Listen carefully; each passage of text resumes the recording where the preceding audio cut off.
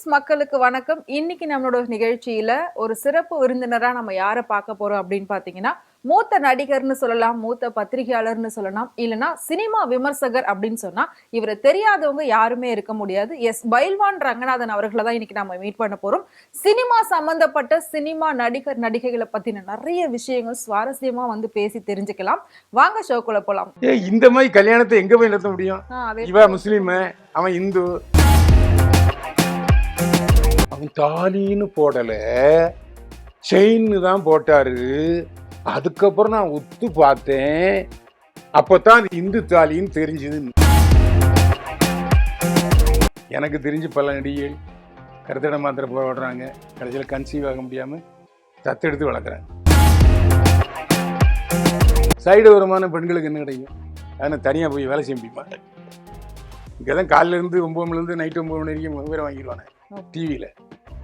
அதனால அவங்க சில பல பலவீனங்கள் தவறுகள் செய்யுது. போறான புலிகாரன் யாத்திரிமா அப்படியாக்கும்மா. சினிமா அடி மாட்டிட்டாளா?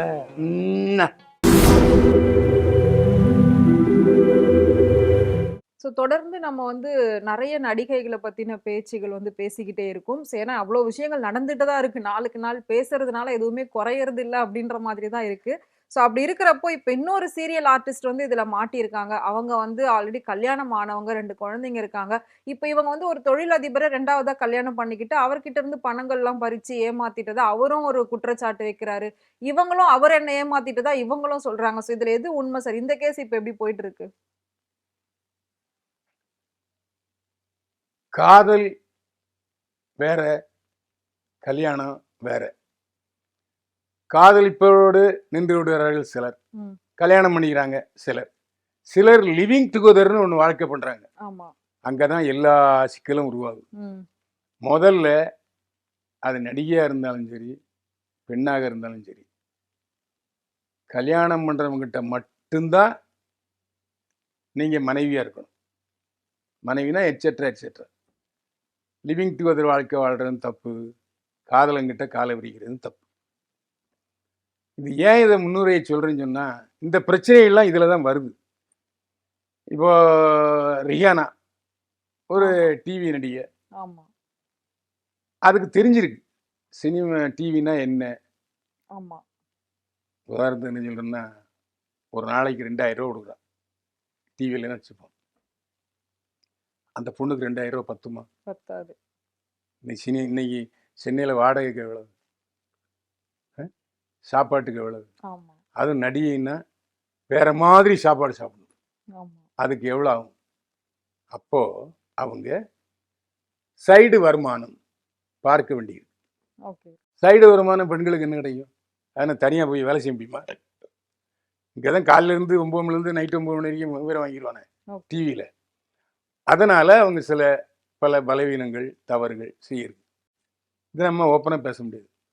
இதை பேசுனதுனால தான் என்னைய வந்து நிறைய பேர் அவர் அதுதான் லைக், அது அல்ல, நான் அப்படி பேசவே இல்லை, நான் இங்கே விளக்கம் கொடுக்கறது இருக்கேன். 100 பதிவு போட்டேன்னா 20 பதிவு தான் இந்த மாதிரி விஷயங்கள், 80 பதிவுகள் விமர்சனங்கள், பேட்டிகள், இந்த நடிகை அந்த மாதிரி தான். இப்போ நடந்தது என்னன்னா, ரிஹானாவுக்கு கல்யாணம் ஆயிருக்கு. அது இஸ்லாமிய பெண். அப்போ புருஷங்காரன் ஓடிட்டான், குழந்தை இருக்கு. அப்போ ராஜ்கண்ணன் ஒரு ஜபர்தஸ்தான மொட்டை ஆள். அவருக்கு ஆதரவான அந்த செய்தியை நான் சொன்னேன். அதாவது ராஜ்கண்ணன்ட்ட இவ்வளோ லட்சம் ஏமாத்தி விட்டு என்ன, அவர் கட்டின தாலி இந்து தாலின்னு கூட ஒரு இஸ்லாமிய பொண்ணுக்கு தெரியாதெல்லாம் பேசினேன். அவர் என்ன யாருன்னே தெரியாது. ராஜ்கண்ணன் திடீர்னு ஃபோன் பண்ணார். ஃபோன் பண்ணி, அண்ணே ரொம்ப சந்தோஷண்ணே அப்படின்னு சொன்னார். அண்ணே இன்னையே உங்களுக்கு தெரிஞ்சுக்கணே, நான் நடிகை சங்கத்தெல்லாம் இருந்தேன். அப்புறம் எங்கள் அப்பா வந்து பழைய மேக்கப் மேனு உங்களுக்குலாம் தெரியும். எனக்கு தெரியாது அண்ணே, இந்தாங்கண்ணே ஃபோட்டோ அப்படின்னு சொல்லி வாட்ஸ்அப்பில் ஃபோட்டோ அனுப்புவார். அந்த ஃபோட்டோவை பார்த்துக்குங்க. அதாவது ராஜ்கண்ணன் என்கிட்ட பேசினார். ஆனால் அவர்கிட்ட நான் சொன்ன ஒரே தகவல் என்னென்னா, ஏப்பா இன்னொருத்த பொண்டாட்டி அவள் டைவர்ஸ் பண்ணவ குழந்தையோடு இருக்கா, ஏன்னா உனக்கு குழந்தையோட உனக்கு வேற பொண்ணடா கிடைக்கலன்னு கேட்டேன். அதுக்கு அவர் சொன்னார், அண்ணே எனக்கும் வயசாயிடுச்சு, எவ்வளோ நாள் தனியாக இருக்கிறது, அதனால ஒருத்தியை கல்யாணம் பண்ணலாம்னு நினச்சேன், கல்யாணம் பண்ணேன்னு சொன்னார். இதான் நடந்தது. அந்த கல்யாணமே ஒரு 4 செவத்துக்குள்ளதான் வச்சு பண்ணியிருக்கிறதாவுமே ஒரு போட்டோஸ் எல்லாம் வந்து வெளியே வந்துட்டு இருக்கு. இந்த மாதிரி கல்யாணத்தை எங்க போய் நடத்த முடியும்? அதே இவ முஸ்லீம், அவன் இந்து கோயிலையும் ஒத்துக்க மாட்டாங்க. ஆமா சர்டிஃபிகேட் கேட்பான், ஆதார் கார்டு கேட்பான். இங்கேயும் தலாக்கு சொல்ற விஷயங்கள். ஸோ இங்கேயும் வந்து கல்யாணம் பண்ணிக்க முடியாது. அப்புறம் இப்படிதானே பண்ணுவான் அவன். ஆமா அப்போ அவன் செய்ததும் தப்பு.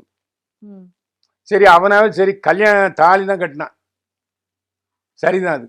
ஆமா இந்த பொண்ணு அவன் தாலின்னு போடல, செயின்னு தான் போட்டாரு. அதுக்கப்புறம் நான் ஒத்து பார்த்தேன், அப்பதான் அது இந்து தாலின்னு தெரிஞ்சதுன்னு. இது எவ்வளவு பெரிய உருட்டு. ஆமா ஏடா, தாலி கட்டுறது ஒரு இந்து தாலின்னு தெரியாத? தாலி கட்டின பிறகுதான் தெரியுமா? அதை அவுத்து வச்சுட்டான். அப்புறம் எதுக்கிட்ட நகை இருந்துதான், அது அவரு கேட்கும் போதெல்லாம் கொடுத்துச்சான். ஆமா எதுக்கு கொடுத்துச்சு? நீ தானே காட்டின, நியாயப்படி அவன் தானே உண்டியல் போட்டுருக்கணும். இந்த கேள்வி வருதா இல்லையா? ஆமா உங்ககிட்ட நீ எந்த நகை இருந்து கொடுத்த? அவன் எல்லா சர்டிஃபிகேட்டையும் எல்லாத்தையும் காமிக்கிறான். ஓகே எவ்வளோ எவ்வளோ நான் அனுப்பியிருக்கேன் பாருங்க, அதுக்கிட்ட ஏதாவது ஆதாரம் இருந்தால் என்கிட்ட கொடுக்க சொல்லுங்க அப்படின்னு சொல்லிட்டு 2 பேருமே கம்ப்ளைண்ட் கொடுத்துட்டாங்க. ஆமா ஸோ அவங்க வந்து இதில் வந்து நேர்மையாக அந்த போலீஸ்காரங்க வந்து நடவடிக்கை 2 பேரையும் விசாரிச்சாங்க. விசாரித்த உடனே இவர் கொண்டு டாக்குமெண்ட் கொடுத்துருக்காரு. அது என்ன டாக்குமெண்ட் கொடுத்துன்னு தெரியல. நேற்று தான் வந்து விசாரணை புந்தமல்லி காவல் நிலையத்தில் நடந்திருக்கு. ஆனால் என்னை பொறுத்த வரைக்கும் இந்த பொண்ணு எப்போவுமே பெண்கள் வந்து கொடுக்கறதுக்கு வாய்ப்பு இல்லை, அதுவும் நகையை கொடுக்கறதுக்கு வாய்ப்பு ஆனா இல்லை. இவங்க 18 லட்சம் ரூபாய் நகையெல்லாம் வச்சு ஒரு பிசினஸ் ஸ்டார்ட் பண்றதுக்காக நான் அவருக்கு கொடுத்துருக்கேன் அப்படின்னு இவங்க சொல்றாங்க. என்ன பிஸ்னஸ்? அத பத்தி சொல்லல நீ சார். ஏன் பிஸ்னஸ் பண்ற? அப்புறம் நீ இன்னொரு பிஸ்னஸுக்கு காசு கொடுக்குறது? சரி, அவன் யாரு? ஆமா என்ன தொழில் புருஷன். பண்ற? நீ பார்ட்னரா போட்டிருக்கியா? சரி வேண்டாம், அந்த நகையை அடகு வச்சதுக்கு சான்றிதழ் எல்லாம் இருக்கும்ல, கொண்டு ஆமா போய் கொடு. ம் ம் நீ தானே செயின் தாலி வாங்கினதை சொல்ற. ஆமா ம் இதுக்கிடையில அவன் சொன்ன விஷயம் ரொம்ப மோசமான விஷயம். ம் அண்ணே நான் போறேன், வேற ஒருத்தர் இருக்கானே கேட்டா, ஏய் டிவிக்காரின்னா அப்படித்தான்டா இருக்கும், அட்ஜஸ்ட் பண்ணுறதா அந்த அட்ஜஸ்ட் பண்ணல போ. ஆமா அந்த ஆடியோவும் ரிலீஸ் பண்ணியிருந்தாங்க. அது எங்கே போய் சொல்கிறேன் சொல்லுங்க? சினிமாக்காரங்களும் டிவிக்காரங்களும் எல்லாரையும் சொல்லலை, இந்த மாதிரி 1-2 கலைகள் இருக்கிறது. சினிமா டிவியில் வயல், பெரிய வயல், அந்த வயலில் கொஞ்சம் கலைகளும் இருக்குது. அந்த கலைகளை பற்றி தான் பத்திரிகைக்காரங்க போடுறாங்க, நியூஸ் வெளியே வருது போடுறாங்க. இவங்க வந்து பல பெண்கள் அவர் இந்த மாதிரி ஏமாத்துனதாவும், வீட்லயே வந்து ஒரு பொண்ணு 24 வயசு பொண்ணு தத்தெடுத்து வச்சிருக்காருங்களா, அது வந்து அப்பான்னு தான் கூப்பிடும் அப்படின்லாம் வந்து சொல்லியிருக்காங்க. அது எந்த அளவுக்கு உண்மை சார்? போலீஸ் விசாரணையில தான் தெரியும், ம் நாம நேரிலே போய் பார்த்தோம்.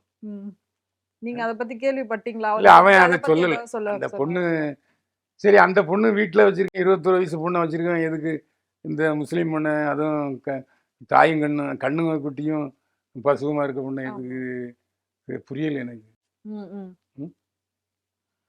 ஆனால் ராஜ்கண்ணன் பேசும்போது கொஞ்சம் அமைதியாக இருந்துச்சு.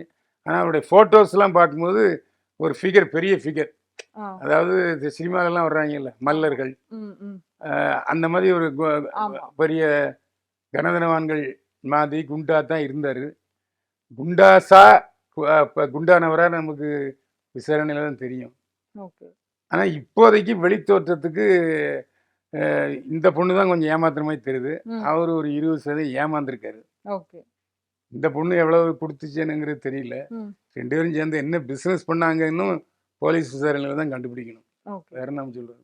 ஓகே ஸோ இதுக்கப்புறம் இன் ஃபியூச்சர்ல இந்த மாதிரி நடக்காம இருக்கிறதுக்கு வாய்ப்புகள் இருக்கா சார்? ஃபர்ஸ்ட் இந்த மாதிரி தவறுகள் குறையுமா, இல்ல இருக்க இருக்க அதிகமாயிட்டு போகுமா? உங்களோட கணிப்புல நீங்க வந்து அதை எப்படி நிச்சயமா பாக்குறீங்க? குறையறதுக்கு வாய்ப்பே இல்லை. ம் பாடி டிமாண்டும் ம் ஏறிக்கிட்டே இருக்கு, ம் மணி டிமாண்டும் ஏறிக்கிட்டே இருக்கு.